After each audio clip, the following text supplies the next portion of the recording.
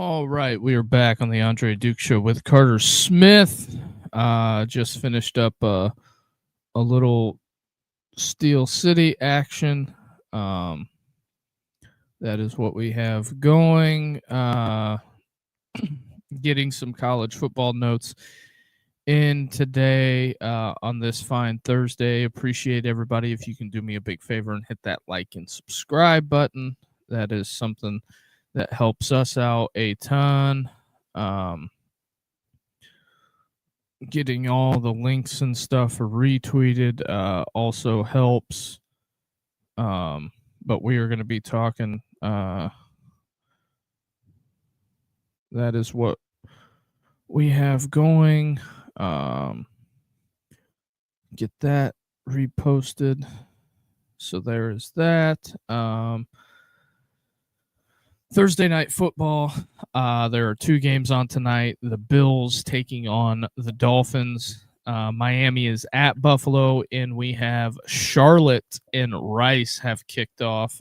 Charlotte wearing the gold and white gold hats, white tops or gold tops and white pants. Rice in the traditional all, I would assume, navy. That is what we have going this evening. Appreciate everybody who's tuning in tonight. But yeah, there is that. Pretty much that is what we have. Let me get the headlines today from college football. Although Lane Kiffin stirring it up, I guess, this week with Tulane. Not really stirring it up, but just pretty much going out there saying that John Summerall is going to be a future SEC head coach. I'm not shocked by that. If I was on somebody that was looking for a coach, I would be doing it. He would be one of the people that would be on my list. Just how that has been going. I mean, Summerall's for 3 years in a row has played for his conference championship, so there's that. I think that is a fairly good reputation that John Summerall has. Appreciate everybody who has joined. Hitting the like and subscribe button, got that going. But yeah, that's pretty much where it is. Got to check and see where today's show takes us. Also, the phone lines are open. Appreciate the likes, folks. But the phone lines are open. If you want to call, come on over to YouTube. I will leave that until later in the show, but we'll get into it. If you're on YouTube or Twitter, you have access to the phone line, so there's that. But we'll get into this week. Oh wow, they are talking about the police said a key witness in the Brian Pata was found alive. Prosecutors have reportedly told a court a key witness in the 2006 murder case for Miami Hurricanes football player accused in 2006 of killing teammate Brian Pata was dead. However, long delayed murder trial of Rashawn Jones only weeks from the scheduled start in Miami. Reporters knocked on an apartment door in Louisville, Kentucky, recently found the witness, Paul Connor, alive. Connor told ESPN that he wasn't aware of anyone from Miami was looking for him. He said rarely leaves his apartment. Prosecutors told the Florida 11th Circuit Court Judge Christina As reported in July, Connors was dead. Wow. They found this guy alive and they thought he was dead. So a spokesman for the state's attorney's office, Ed Griffin, told ESPN on Thursday that police relied on a public database that seemed to indicate Connor was deceased, and that police asked officers in Louisville to knock on Connor's door if he offered no such documentation such for a visit nor details when officers visited or what happened.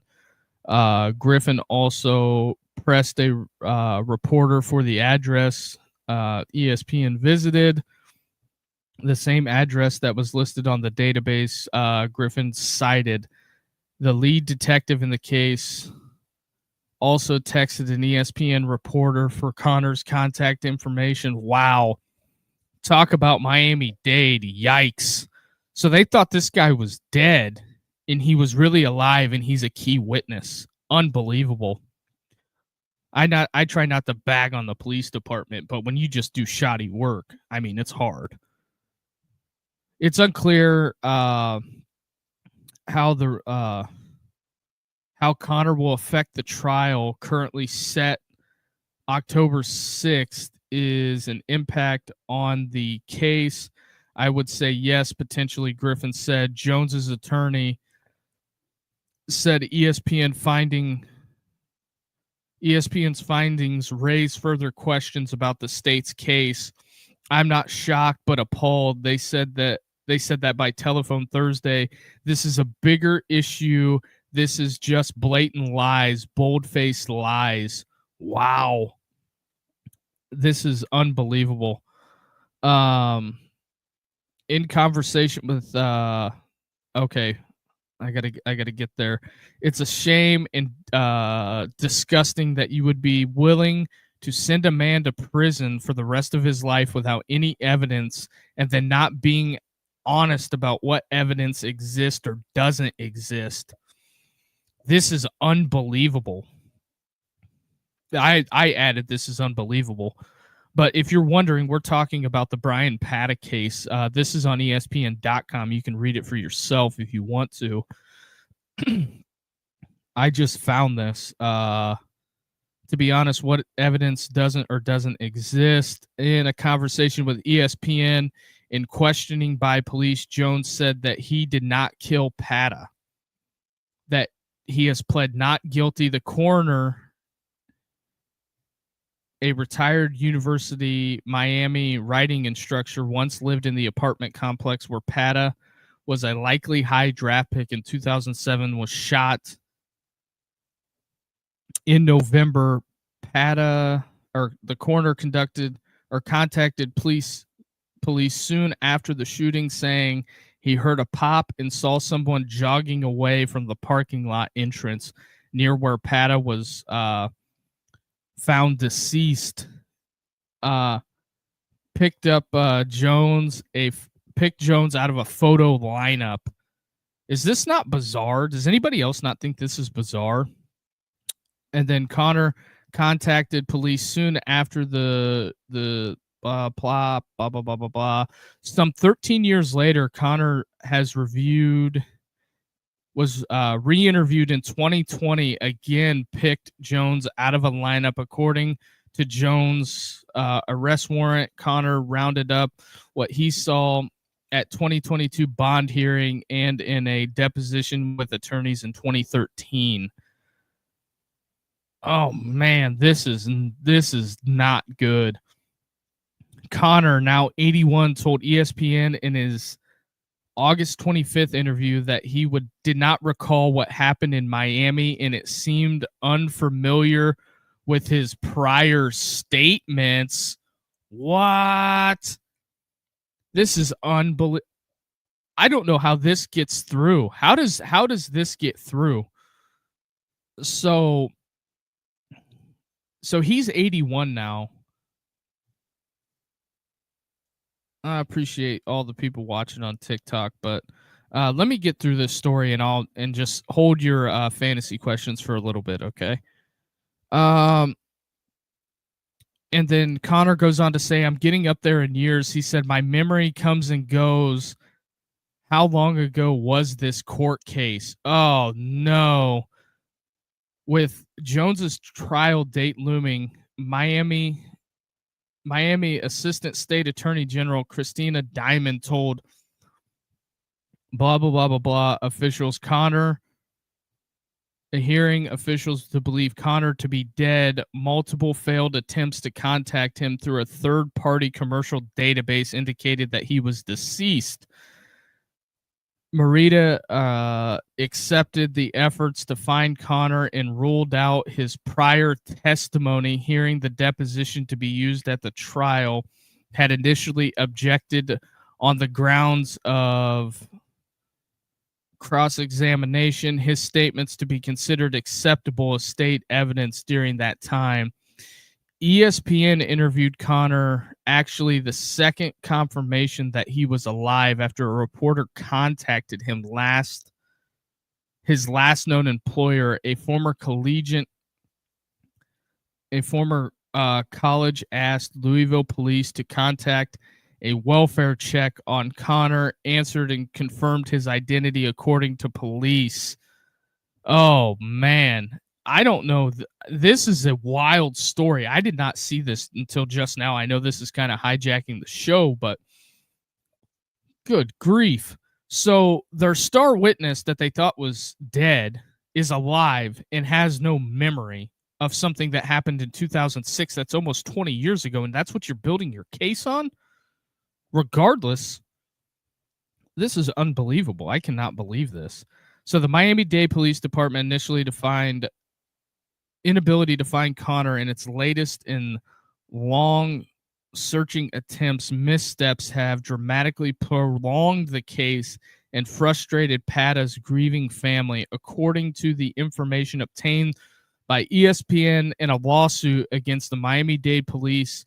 In other interviews and records, Jones was among the first suspects considered by police, but didn't arrest him until 2021, 9 months after ESPN published the first findings. Jones, now 41, remains in custody for the past 4 years.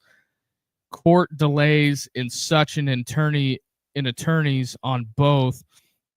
In March 2022, they agreed Jones to an $855,000 bond. Oh, man. So would allow him out pending trial. However, Jones paid the amount, typically the 10% needed for release. I guess he doesn't have 85 grand. So the bond hearing included in self-testimony, Connor police, no eyewitnesses. Connor was a key element to the case that relies heavily on testimony from friends, teammates. Jones, Pata fought verbally and physically before Jones possessed a gun similar to the likely one used on Pata. Police never recovered the weapon.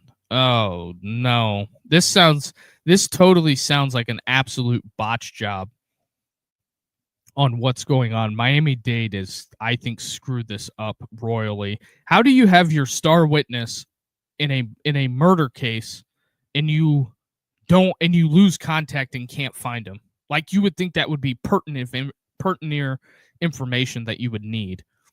Connor told the court he was walking to Colony apartment complex where he and Pata lived just before 7 p.m. on November 7th, 2006. He was near the parking lot entrance when he heard a loud bang. About 15 to 20 seconds later, Connor testified that he came face to face with the man walking at a brisk pace. He smiled at me, and he had a clean white teeth. Connor said, I described him to a forensic artist. So, and then it goes, photo lineup, 90% sure. On one of the detective asked me how sure I was that was the defendant, and I answered 90%, he said. The attorney later asked me, if I understand you correctly, there's a 10% error and calculation whether this or this is not the person that you saw on that night to Connor, which he responded, it could have been. Oh boy, this is a mess. And the article keeps going on. This is a mess.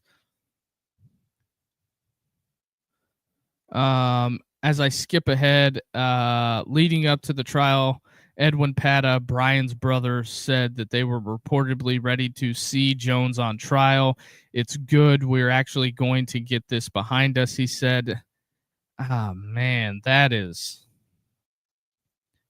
How do you lose the key witness? That's what I want to know. How do you lose the witness? And why would you think he was dead? This completely blows. And I'm trying to get this figured out. And then during an ESPN visit, Connor allowed a reporter to review his phone. There were dozens of unanswered calls he premiered unfamiliar with. Check his voicemail. There's several calls from Miami area numbers, including the last one matched a phone number for Silva at the prior hearing. Prosecutors said they've been aware Connor struggled with technology but hadn't been difficult to reach. This just seems like a total mess, to be honest. The more and more Suttner, Cam Coleman, Pickens, or Genty, I would roll Coleman. Just throw it out there. Also, that is a wild story. How did found alive? So Florida's law governs documents. Just trying to get this whole thing figure. Tua or Russell Wilson. Judging by those options, you had a bad draft. I am just trying to review this. Wow.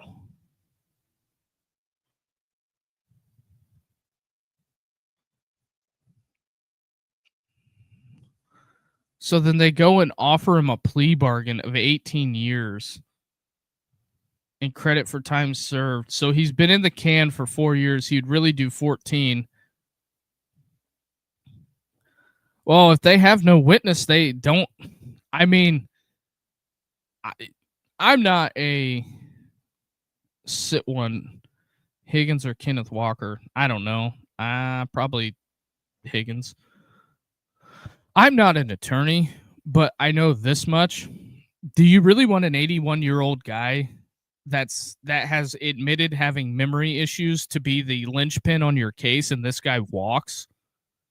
Because that is a real possibility here. How do they lose the witness? That's one of the most bizarre things I've ever seen in a court of law. That's very bizarre, to be honest. Also, the phone lines are open. We're going to get to some of the topics today. That is just bizarre. Illinois' DB Scott likely out versus Indiana. Bielema says.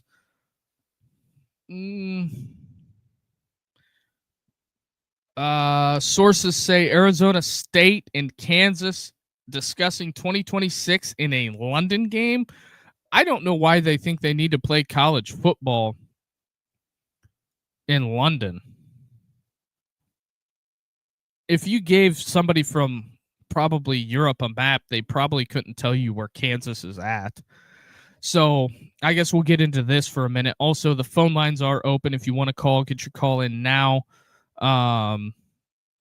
The number is 260-255-4069. We can take the show wherever you want it to go. I just thought that Brian Pata thing was interesting.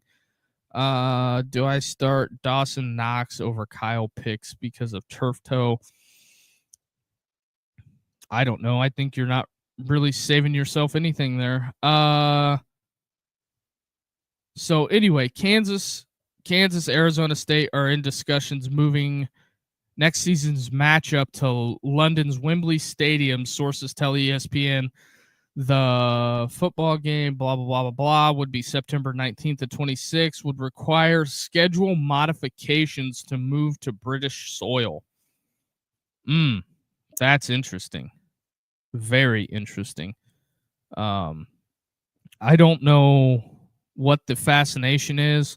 I would have to see the financials on this. Kansas is open to facing Arizona State in London because of the Jayhawk Stadium set for off-season construction, maybe reduced seating capacity for the Sun Devils visit. If the schools can finalize and move the Kansas Arizona State game, would affirm become the third college football games overseas next year. Michigan is expected to play Western in Germany, TCU in North Carolina in Ireland. This is just unbelievable if I could enunciate. So the Post and Carrier would be the first to report the matchup potentially moving to London. The Big 12 has popularized expanding in the international footprint. That's interesting. Under Commissioner Brett Yormark, who is looking to grow the conference brand relative overseas, provide new student-athlete experiences, because they get paid now, student-athlete experiences. Devontae for Nico, I don't know. But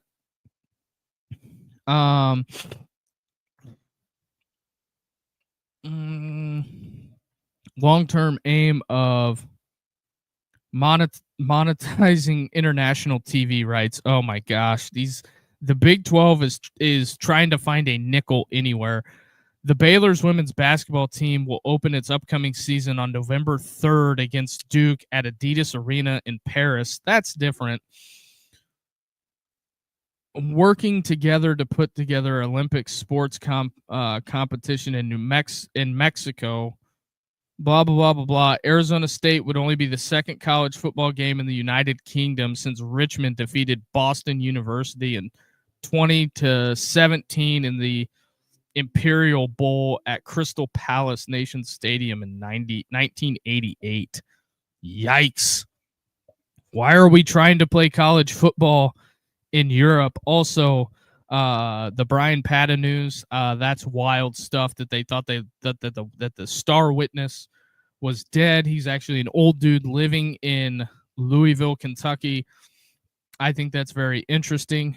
Eamon looks like I may be at the Notre Dame game Saturday.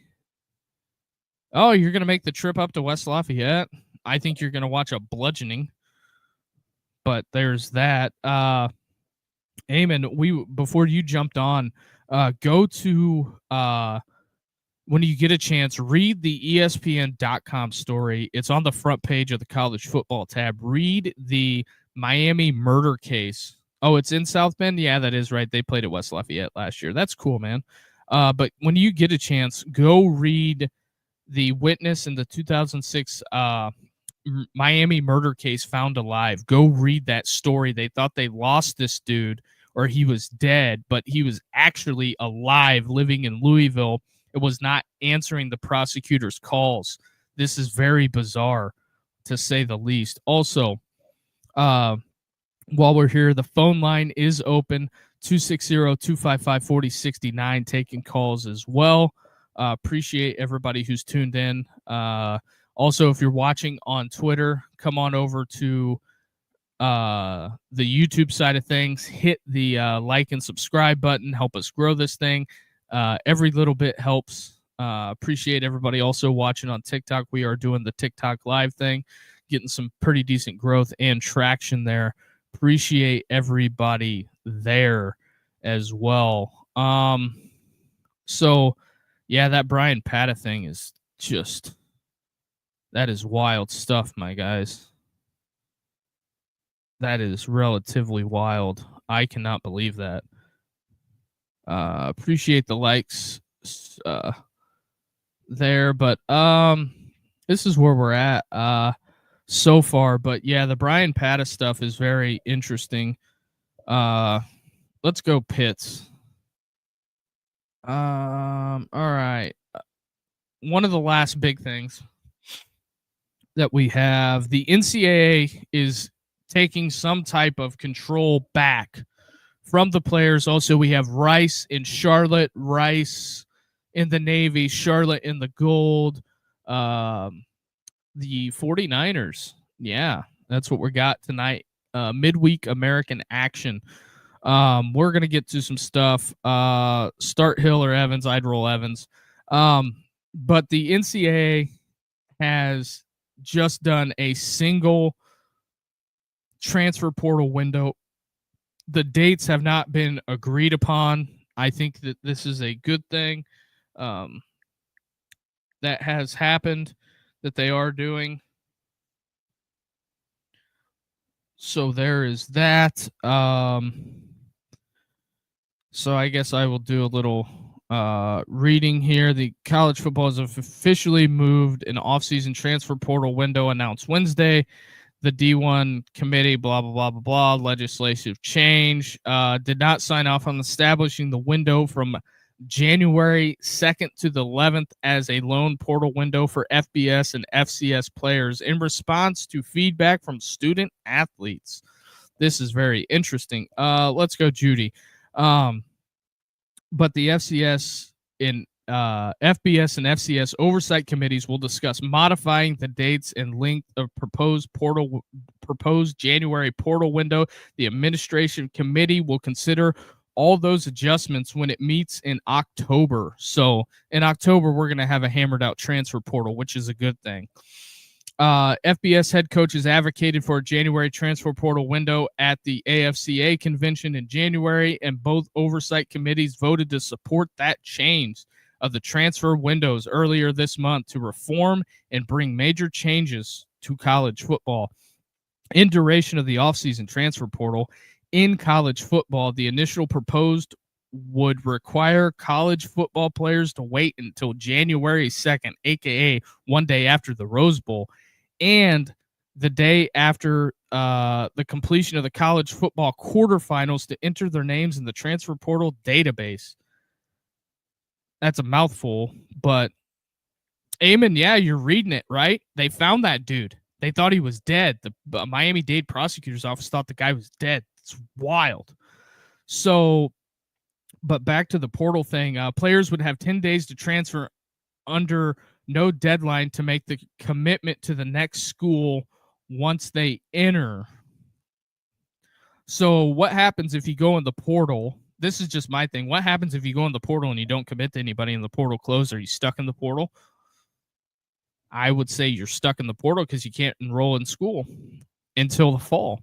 So you would miss all the spring ball. But I think spring ball, this coming year will be the last year for spring ball, I think. I think you're going to go to, and I think they're going to move the season up. Not this year, but next year they're going to move the season up. I bet they move the season up for 3 weeks. So players still on competing teams of the college football playoff in January would have 5 days after their final postseason game to enter the portal. This season, CFPA semifinal games are the Valero Fiesta Bowl, Chick-fil-A Peach Bowl are scheduled for January 8th and 9th, respectively. They're going to move the season. I guarantee you they move the season. I guarantee you they move the season up because I think that's coming. So in the previous transfer portal window opened in early December on Monday after the bowl game selections, the change is amended blah blah blah blah blah to take the load off in December because I guarantee because December is going to be a completely dead period, so everybody can get focused on the playoffs. Last year's winter portal window was December 9th through the 28th. The spring portal window was the 16th through the 25th. The total number of FBS scholarships transfers increased and surpassed 3,200 in 24 to 25. The elimination of the spring transfer portal window is considered in recent years. It establishes a 15-day window in April of 2023 to mark the final deadline for players to transfer for immediate eligibility in the 2024-25 scholarship window.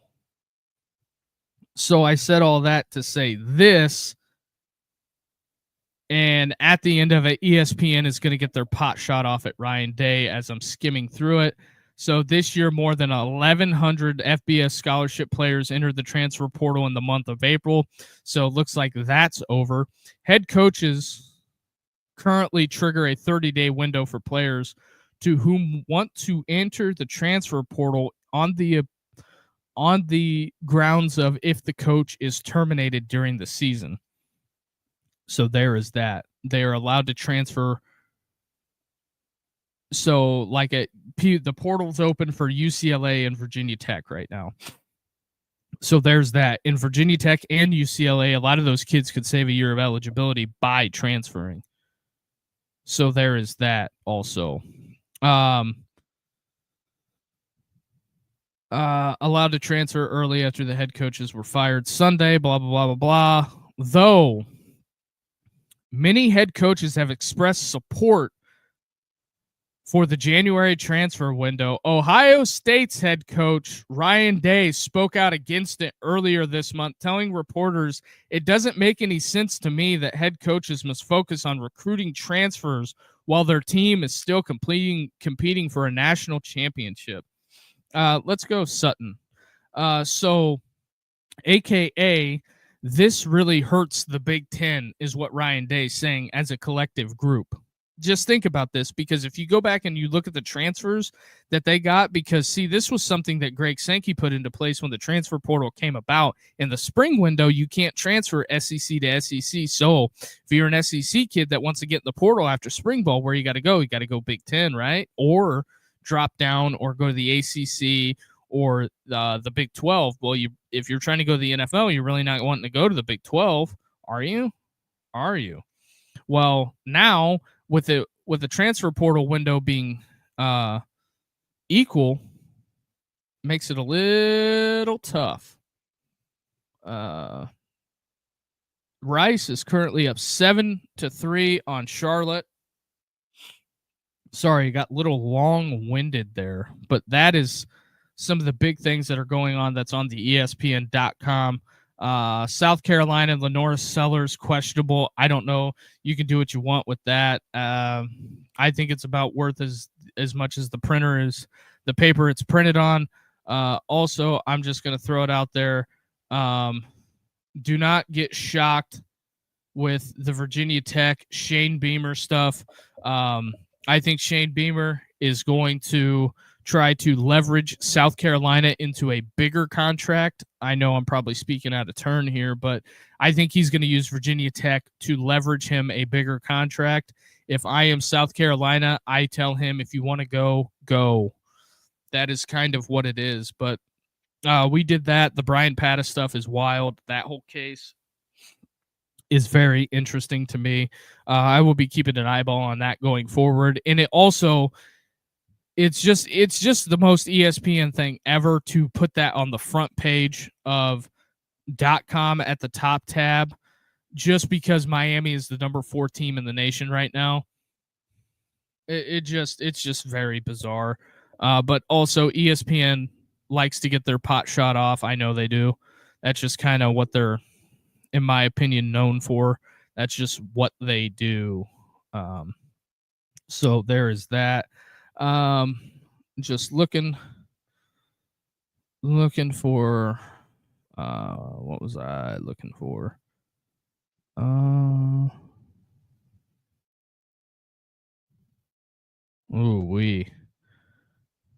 They're getting after it tonight. So, but some of the other hand-selected topics that I have tonight. Bill Belichick. This is from a couple of days ago. I've been saving this. Mike, I don't know. Genty's offensive line sucks, so do with that information what you will. But I found this very interesting. Mike Vrabel was on one of those like Patriot in-house shows, and because of this was just certainly, well, you better hurry up on the whole Tyreek thing. I probably wouldn't start him. I think Buffalo gets blown out tonight, or Buffalo blows out Miami. So this is what he was on one of those shows, and the context is it was shortly after, I think it was the Monday after they got blown out. North Carolina did. And I already know how that was going to go because everybody that Belichick had rubbed wrong for years was going to be snarky about this. But the co-host asks, Vrabel, you coached in college, right? It takes a while to get a program going, don't you think? And Vrabel says he comes back with Urban Meyer won 12 games his first year at Ohio State. Didn't take him long. So there is that as well. Very fascinating stuff, to be honest. Just Vrabel kind of hurling a shot at the old Belichick. Not shocked by that. His former coach. So that's kind of where we're at on that. Also, I got a little long-winded there trying to skim through those two stories, but also if you want to call, go ahead and call in. The number to call is 260-255-4069. If you want to call in now. Jordan Madison or Mike Evans, I don't know. Roll Mike Evans, I guess. But yeah, the number is out there. If you're watching on Twitter, come on over to the YouTube side of things. Here's the mock draft. I talked about that on Steel City, the show I do before this one. Garrett Nussmeier, no shock there. Drew Aller allegedly going to the Steelers. I don't know how that's gonna pan, but every year they have the Steelers drafting like a cornerback or why they had, I think this past year they had him taking a wide receiver and they drafted defensive lineman. So that just goes to show you how much the mock drafts really are tuned into that. There is that. I guess do we want to get into? I guess we'll get into the most likely upsets this week. You got 4 games up here. Does Illinois get upset by Indiana? You have Miami.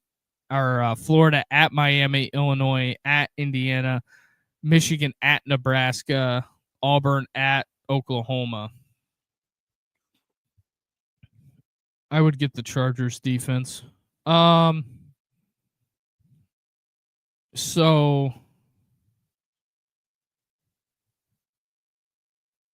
if he's available, I would get Cam Little as your kicker.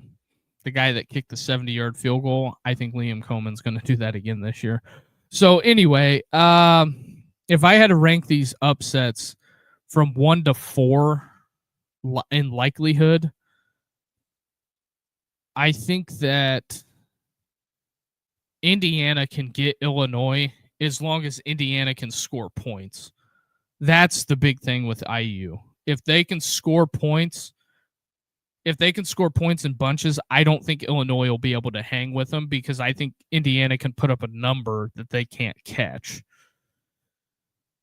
So it's going to be a very cat and mouse game between Signetti and Burt. I think that when it comes down to it, that's kind of what it is. I would like to see Matt Rule get there and get a big win, a program signature win. Hate to see it at somebody else's expense, but Matt Rule is looking for that big ranked victory to kind of say, hey, we're here in Nebraska. We are onward and upward. Hugh Freeze in Oklahoma. I'm just going to put it out there now. If Hugh wins the game, it'll be good. He's not getting no breaks in the media down there.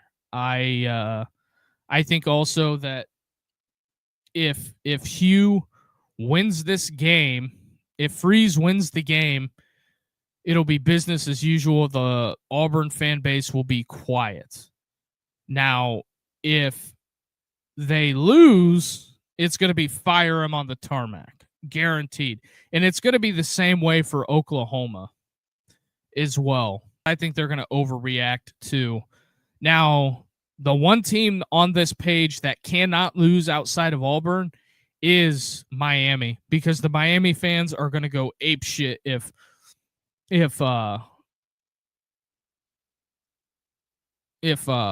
Mario loses, and it's an in-game deal. They're not going to be happy. They are going to be pissed. The Miami people will be pissed if that happens. And if Billy gets blown out, they're going to be calling for him to be fired as well. So there is that angle of it. That's kind of where that stands. The only teams to start 3-0 in the last 5 seasons are Georgia, Oklahoma, Rutgers, Penn State, and Ole Miss. The Ole Miss, Oklahoma, Penn State, Rutgers, you know why they've all started 3-0? They played either FBS or G5 teams. Well, I guess not true for Ole Miss. I guess they put Wake Forest in there, and they just absolutely blew the doors off of Wake Forest when they played them. I guess they kind of count as a I guess they would count as a G5. So there's that. Kind of where it's shaken out to be. So, but it is what it is. You know, you can bang the drum for those records all you want. Thursday night football has kicked off. Also, the phone lines are open. We'll leave those open. If you want to call, get your call in now. The number is 260-255-4069 is the number to call if you want to call now. There is that. But let me get rid of this. Move this over here. There's that. Just getting some stuff rearranged here. Yeah, so that's kind of where we're at. Judy Dobbs. Let's go, Judy. The 12 most disappointing players this year.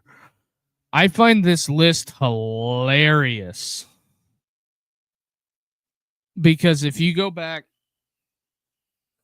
to, you can cut out the Oklahoma running back, Gronkowski, Gio Lopez, probably Ernest Green, Nico. I don't know how Kalen Proctor's been disappointing. I haven't watched Alabama that close.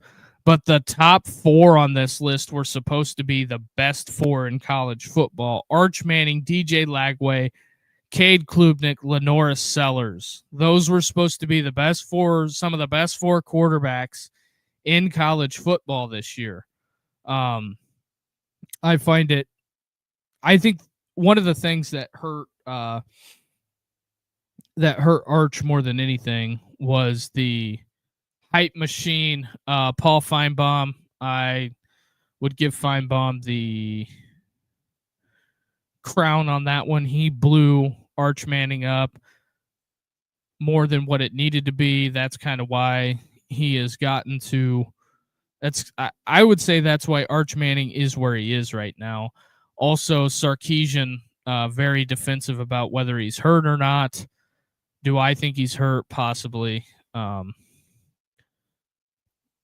So there is that. DJ Lagway just hasn't played well. There is no ifs, ands, or buts about that one. He hasn't played well, so you can do with that what you want. So there is that. Lagway just hasn't played well. Klubnik hasn't really played well either. The whole Clemson thing, I know Dabo got pissed at the media, but it is what it is. I don't think Clemson's doing anything that is out of the realm of possibility. I don't think they're moving on from Dabo. Just that Kalen Proctor, really hard to rate the offensive line play, but Alabama has, I don't know. Well, their time will tell on the Alabama stuff. Jeremiah Love, yeah, I would agree that he's been disappointing. He has not been getting the touches, the carries. I don't know what's going on with the Notre Dame offense, but it looks out of sync, out of rhythm. Zach Smith did a film breakdown of the Notre Dame offense and pretty much told put it out there that in Texas A&M, I'm assuming figured it out, but it was one of those that he told whether CJ Carr was he tipped it that it was run or pass by his feet. So there is that. It's just kind of one of those deals. Pick 2, BT, AJ Brown, or Sutton. How about BT and AJ Brown? But there's that. Sam Leavitt at Arizona State. I think that Arizona State kind of fell into a quandrum or a conundrum, really, at that point. They went down to Mississippi State, ran into a buzzsaw. State jumped on them early. The Cowbells, although I thought it was funny that Arizona State was putting out micro content during the week of that game. They had little dinner bells because I think during SEC play, they have to stop ringing the cowbells at a certain point. I would have to look up the ruling on that when it comes to the cowbells, or I could just ask somebody that's there. But yeah, they kind of ran into a buzzsaw. Also, it doesn't help. What do we have? Arch Manning commercials. Doesn't help. Hopefully he turns it around and looks like he's supposed to, but we'll see. But this is the remaining Notre Dame schedule. What they got, they have Purdue, which I think they win that. Arkansas, toss-up. They beat Boise. They'll beat NC State.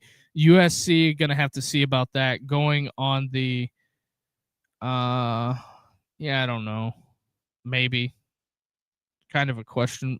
The question you ask is, I don't know, but who else do you got? That's the key question.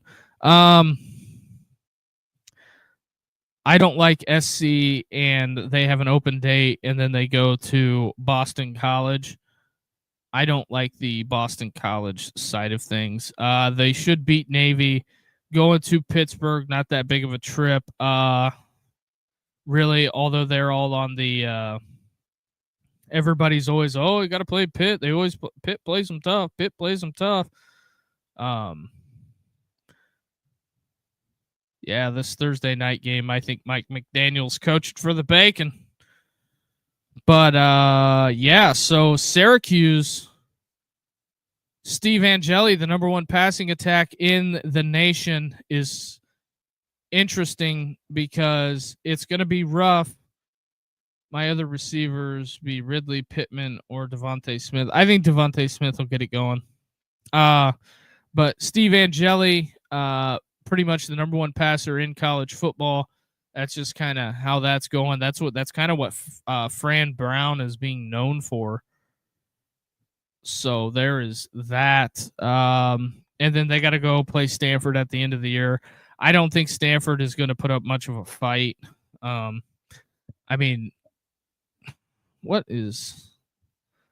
know we're far and away from that, but I guess we can go over a little bit of the weekend slate. Friday night, there's 2 games. Oklahoma State has dropped 2 points. Or should I get Derrick Henry instead of... Yes, get Derrick Henry. That is the man. But Iowa-Rutgers Big Ten conference game on Friday night. Iowa travels to Piscataway on a short week. So there is that. I think Ferentz will have them ready to roll. Charlotte, Rice going on right now.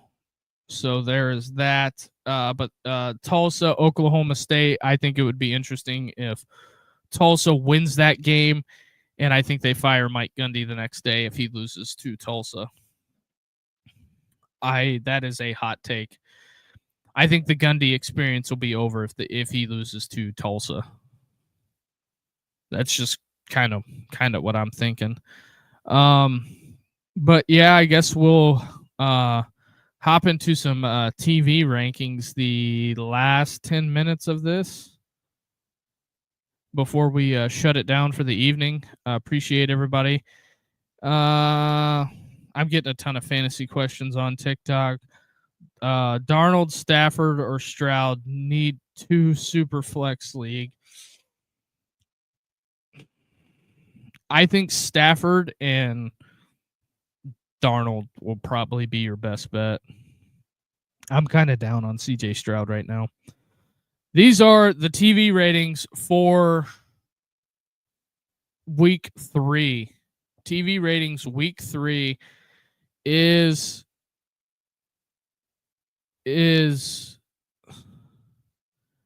Georgia, Tennessee, 12.6 million.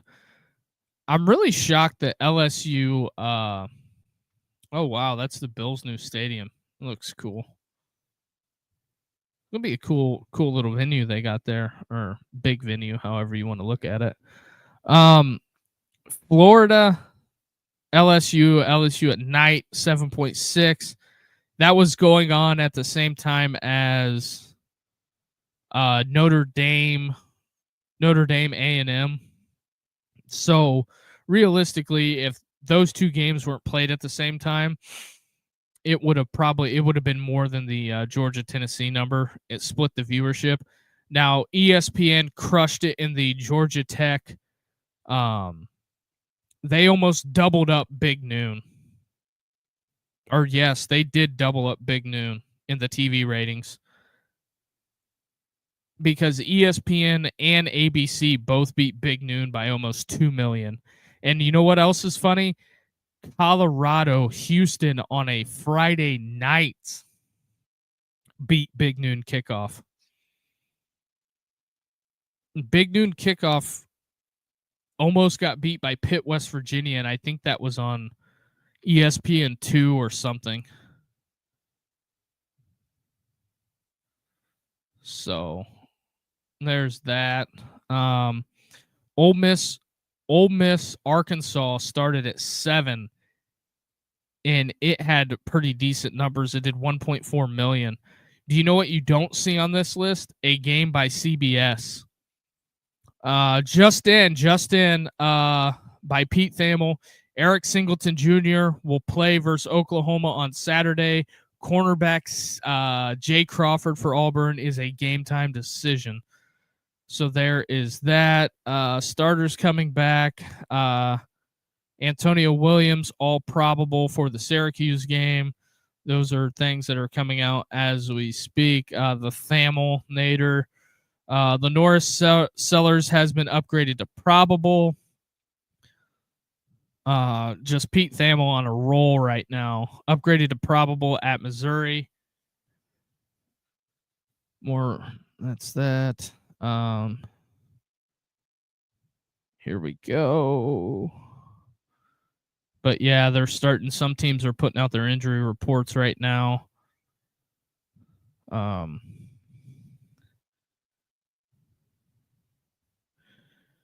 Dillinger doing some stuff. But yeah, that's just kind of how it's been going. So yeah, those are the TV numbers. I think that I'm not shocked that the SEC, Notre Dame, ACC, not a sole Big Ten game on there. Big Ten versus Big Ten, if you want to call Oregon Big Ten, which is kind of a joke, to be honest. But the whole conference realignment thing is a joke, in my opinion. Just Oregon just screams Big Ten, doesn't it? I'm sure it does. Cook is out on the perimeter there. So there is that. Also, the phone lines are open if you want to call. Get your call in. 260-255-4069 is the number to call. So that's what we have. Pretty much that's kind of what we're going to be in a nutshell until we get there on Friday. We'll be here. Oh yeah, Friday is the crossover show. We're just doing one show on Friday is what we're going to have. I forgot. It's Friday. Friday is one show. It is Steel City. Steel City. It's just going to be talking topics, and mostly I'm going to leave it up to the people who want to call in. That is kind of going to be the fan show a little bit. Just getting this mic adjusted to where it needs to be. But yeah, those are the TV ratings. I solely anticipate big numbers this week again. I suspect that the way ABC is going to do it, they're just basically going to put their best 3 games in 3 time slots and just blow Fox absolutely out of the water. The only time Fox is going to beat, I think, a CBS or ABC game, or even NBC for that matter, is when Fox robs the Ohio State big games. And Ohio State always pulls a giant number, so there is that. But that's what I think they're going to do. Josh Allen with the visor on tonight. I think this is almost hell yeah, do it for Dale. I was at Talladega this year. Appreciate the follow, man. Appreciate the follow. So yeah, there's that. Mac Jones versus Cedric Tillman. I'd probably play Mac Jones. I think he'll have a good year this year. A lot of pushing and shoving, helmets flying in the Charlotte game. That kid's got to come out. Charlotte's got a new starting queue in. I think the other kid got hurt. We have Thursday night football. Sorry, Mac Jones or Jake Browning. I think that's a real big toss-up, but I'd roll the dice with Mac Jones, to be honest. Not Mac Brown. He's a retired coach.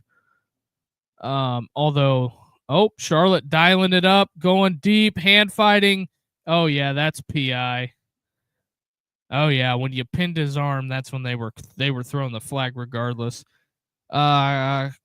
Williams Swift is a flex. I'd go ETN and Swift, my guy. But tomorrow we're doing the just one show, both shows, NFL and college football. Yeah, he just tackled him, bear hugged him. That's PI all day. We're doing that.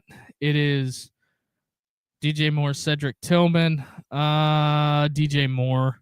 Oh, there it is. Kincaid touchdown. Knew that was happening. Kay Allen. I think Robinson is the best chance to get it going out of the guys on your bench. I think Robinson can turn it around. Marv's going to be what Marv's going to be. I hate to be that guy, but a lot of Ohio State fans will get pissed that I said that, but Marv will be who he's going to be. Charlotte's starting quarterback, I'm assuming, is going to be out. So there is that. Appreciate everybody. Also, you guys on TikTok, do me a big favor. Hit the link in the bio and subscribe to the YouTube channel so you don't have to watch on TikTok. So you can just watch on YouTube. Makes it a lot easier. And your questions get directed. So there is that.